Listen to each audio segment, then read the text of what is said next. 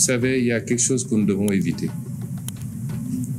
C'est de mettre les émotions au devant de tout. Les questions qu'on gère sont des questions extrêmement sérieuses.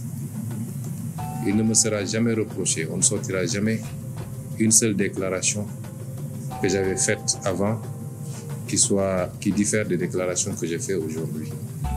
Notre position a été très claire depuis le début.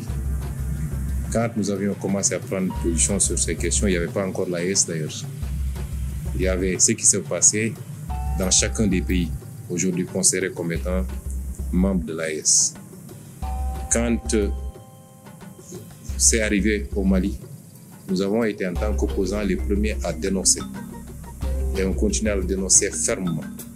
L'embargo qui a été fait sur le Mali par des pays frères et malheureusement parmi lesquels notre propre pays. Je l'avais au nom de mon parti dénoncé.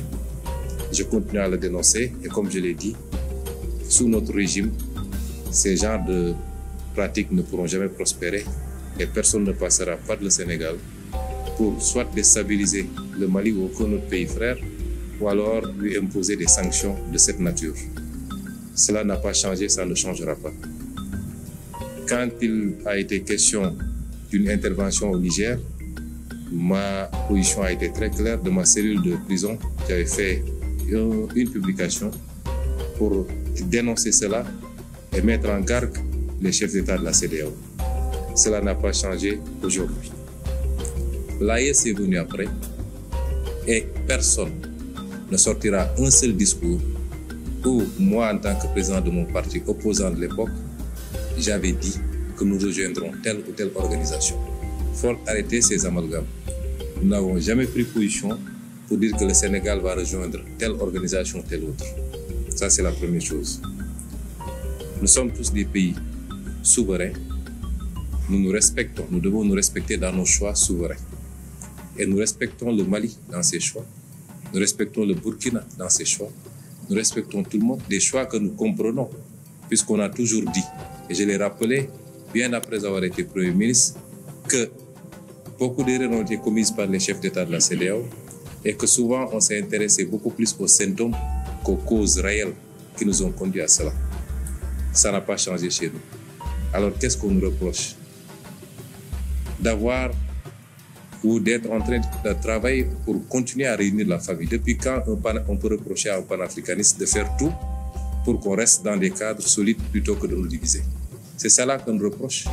Et donc ça veut dire qu'on a changé.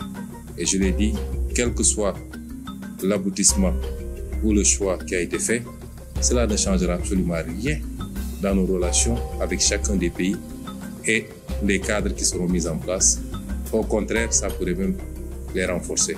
Il faut que nous mettions les émotions de côté et que nous travaillions sur la base de préoccupations concrètes. Si on se dit panafricaniste, tout panafricaniste doit avoir comme seul et unique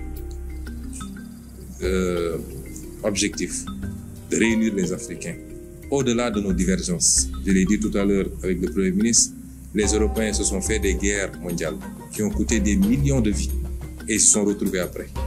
Donc, quelles que soient nos divergences, essayons, comme nos aïeux l'avaient fait pour créer l'Empire du Mali qui s'étendait d'ici au Sénégal, au Ghana et partout, nous ne pouvons pas faire moins qu'eux. Et c'est ça notre préoccupation.